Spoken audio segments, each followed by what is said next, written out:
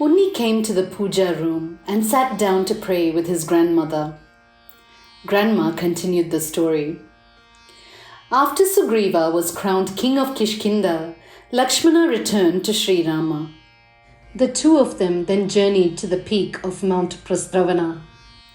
As they climbed up to the peak and surveyed the beauty below, they saw a golden cave. The surrounding area, which was wooded and green, had a golden aura. There was a crystalline purity to the atmosphere, and the weather was pleasing. Sri Rama chose this lovely spot to practice austerities for a 4-month period.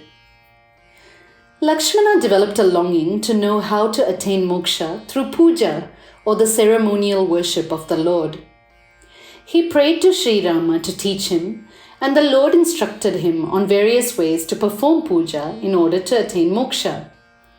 He also instructed Lakshmana on the universal principles underlying each aspect of puja. This part of the Ramayana is called the Kriya Margopadesham. Unni, when you grow up and want to understand the secrets of this vast universe, you must remember that the full knowledge is contained within Ramayana, which you are hearing now. Always remember to come back and reflect on these divine stories. Unni nodded. Yes, Grandma. Grandma continued. Sri Rama's instructions to Tara and Lakshmana on universal principles, the Supreme Self, and how to merge with it, reveal him to be a divine incarnation. The tragic incidents in his life reveal Rama's humanity, his compassion, sensitivity, and consideration for others. While speaking to Lakshmana on spiritual principles, the sudden memory of Sita would overwhelm Rama, causing him to cry inconsolably from grief and longing. Rama spent much time on the mountain peak yearning for Sita. Now, let us take a look at what was happening in Kishkinda. Sugriva was overindulging in the pleasures available to a king. He seemed to have forgotten the pact that he had made with Sri Rama. Fortunately for Sugriva, he had the wisest of ministers, Hanuman, to look out for him. Hanuman decided that the time had come to warn Sugriva. One day, he approached his king, bowed down before him and said, "O king, listen carefully to what I am going to say. I feel that you have forgotten the pact you had made with Sri Ramachandra in front of the fire. He has honored his part of the agreement in every way. You are now king of Kishkinda. It was Sri Rama who secured this position for you. I feel that you don't remember his act with gratitude." Hanuman's advice fell on deaf ears as Sugriva was drunk with the enjoyments of the world. Seeing Sugriva's state, Hanuman proceeded with a stern warning. Remember that Sri Rama is the one who made Angada as the crown prince. He could very well decide to make Angada the king if he sees your state right now. Remember that the arrow that killed Vali is still in Sri Ramachandra's hands, and act accordingly.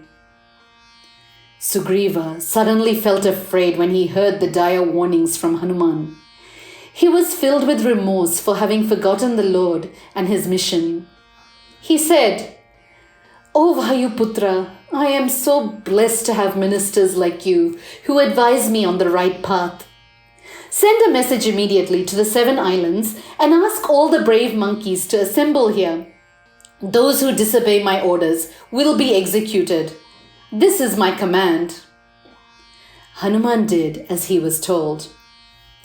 At the same time, Sri Rama felt the days dragging on as he grieved over Sita. He told Lakshmana, "We don't know who carried Sita away and to where. Sugriva seems to have forgotten us, indulging himself in the lap of luxury. My 4 months of austerities are over, and Sugriva has not even started his search. I feel that he will soon be headed to where his brother went." Lakshmana, who was hot-tempered, could no longer control the anger that had been simmering inside him. He sprang up, saying, "That's it! I'm going to finish Sugriva off." Rama restrained him, saying, Don't be hasty and kill him, dear brother. Just see to it that he becomes really frightened. Remind him of our mission. If required, give him a warning that the time has come for him to go on the same journey as Vali. We can consider our options after hearing what he has to say. In response to his brother's order, Lakshmana strode down the mountains, came to Sugriva's palace, and twanged his bow. Hearing it, the monkeys quaked in terror and scattered in all directions.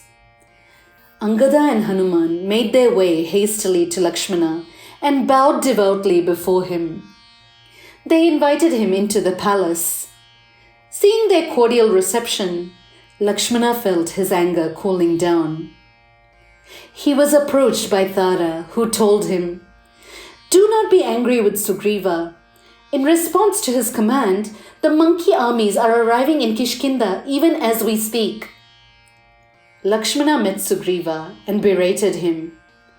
"Why did you forget my brother, Shri Ramachandra? You seem to have disregarded everything that he did for you. Clearly, you need a nice reminder that the arrow that killed Vali is still with him." Filled with remorse, Sugriva got up from his throne and bowed down before Lakshmana. Hanuman explained on his behalf. "Dear Lakshmana, Sugriva has not forgotten Sri Rama. He has made preparations to search for Sita. The monkey armies have reached here from far and wide. It will not be long before we achieve success." With humility and devotion, Sugriva asked Lakshmana to sit down and then worshipped him. He also sang the praises of Sri Rama. When he heard the words of a repentant Sugriva, Lakshmana's anger evaporated. He said, "I was enraged by your indolence. That's why I spoke in anger. Forgive my harsh words. Let us go at once to my brother Rama. He is alone on the mountain peak." "Yes, let's start our journey immediately," said Sugriva, who at once made preparations for their journey to meet Sri Rama. Unni, in this story, Sri Rama has taught us about forgiveness. This is an important quality to develop. Many times people will hurt us in different ways, but if they repent and apologize, we should always forgive them, just like the Lord forgave Sugriva in this story. After Sugriva was forgiven, he became an ideal servant of Sri Rama and was instrumental in his search for Sita Devi. If the Lord had not forgiven him, he would have sunk back into his worldly ways. By forgiving someone, we let go of the burden of anger. We do good for ourselves and those who require our forgiveness. Unni reflected on this. Yes, Grandma. One of my classmates once threw a pen at me. It scratched my face and I started crying. The teacher scolded him. Later that day, he came and apologized to me, saying that it had been an accident. I decided to forgive him and we started playing together again. Hearing this, Grandma was happy. "I am so proud of you for forgiving him right away."